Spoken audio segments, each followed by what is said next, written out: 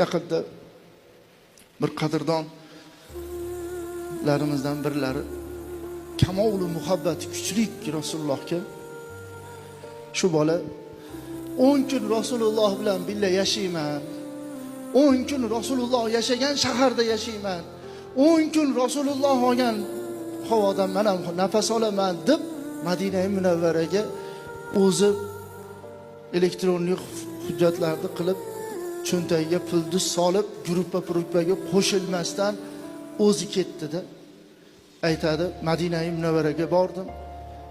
Gastinisa dedi $7 ekan dedi bir kishiga. Bir kunlik. $7. Shuni pulni berdim. 2 mahal ovqati bor ekan dedi. Ovqatlandim. Rasulullohning masjidlariga chiqdim.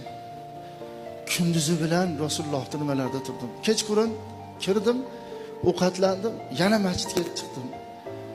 Kechqurun yotgani kirib, cho'ntagimni qarasam pul yo'q. Tushirib qo'yibmanmi? Nima bo'ptiki yo'q.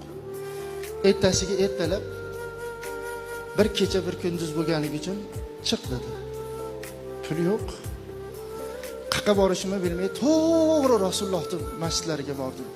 Hech qayerga qaramadim. To'g'ri masjidlariga borib, bitta ustimni tagida o'tiraverdim dedi. Sallallohu alayka ya Rasululloh, assalatu vassalamu alayka ya Rasululloh deb salovat aytib, zikr qilib, namoz o'qib, tahorat bo'lsa chiqib, yangilab, chanqasam o'sha yerda turgan zamzamdan ichib 3 kun o'tdi-da dedi. Qarang, 3 kun o'tdi-yu, issiq ovqat yo non-pon u qoringa kirmasa qaltirar ekan odam dedi. Oyoq qo'llar qaltirashni boshladi dedi. İçimden deydi bir o'y keldi deydi. U o'y hamki, "Ya Rasululloh, men sizni mehmoningizman" degan o'y hali tugagan yo'q-da deydi. Qarang, "Men sizni ya Rasululloh mehmoningizman" degan o'y keldi-yu, hali tugagan yo'q. Yelkamni bitta odam shuni ushadi deydi. Ne qarasam qo'lida saboyi turibdi deydi. Qarang, qo'lida saboyi turibdi deydi. Yarim nimada sharbat 2 mi 3 ga bo'lingan bo'lichka, ichida falkaga o'ralgan oq po'kay oshni tepasida tovuqni go'shti deydi. Haligini qovuri chiqyapti deydi, ochsam deydi. Rahmat aytaman deb qarasam yo'q deydi. Ketib bo'pti deydi. Sekin chekkaga olib o'tib, bu burchakroqqa borib olib yedim deydi. Yappani ko'zimdan yosh oqyapti-da. Yappani ko'zimdan yosh oqyapti. Shunchalik tezob. Qarang, shunchalik hali tilimda aytganim yo'q. Qalbimda, miyamda ikkovi kam bo'lib o'yladim xolos deydi. Qorimni to'yg'azdim-u, rosa yig'ladim deydi. Rosa yig'ladim deydi. Namozni o'qib, tahoratimni yangilayman deb shuni eshik tagiga borsam, bitta odam alang-jalang qilyapti. 3 ta bola deydi. Bir mahal yaqinlasam, meni to'xtatishdi, aytdi, tarjimon kerak emas deydi. Biz 3 kishimiz 4 kishilik joyda yashaymiz. Bittasini biz mehmon qilamiz. Yur biz bilan. Yotoqxonang bepul, yeb ichishni biz qilamiz. Yur biz bilan.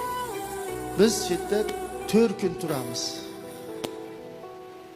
Xo'p dedim, yo'q ham demayman dedi. 4 kun turishdi, ular Makka ga ketishyapti-yu. Men so'radim. So'rasam hozir deyishdi, Rashtashinni tarjimonni chaqirishdi dedi. Men so'radim, nimaga meni bular 3 kundan beri mehmon qilishyapti? Yotog'imni ham, oziq-ovqatimni ham qilishyapti, so'rab berchi, imon ishorada tushunmayapman. Desa, bitta bola yig'labdi-da. Rasulullohni tush ko'rdim men. Meni masjidda bitta mehmonim bor. Shu bolani surati ko'rsatildi. Shu bolani mehmon qilib joy qilib beringlar, men sizlarga shafoat qilaman dedilar.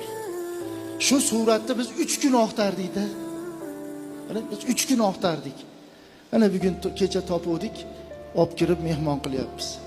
Biz endi Makka ga ketyapmiz. Agar ko'rishsak, o'sha yerda ko'rishamiz. Bo'lmasam, Alloh qiyomatda ko'rishlikni nasib qilsin.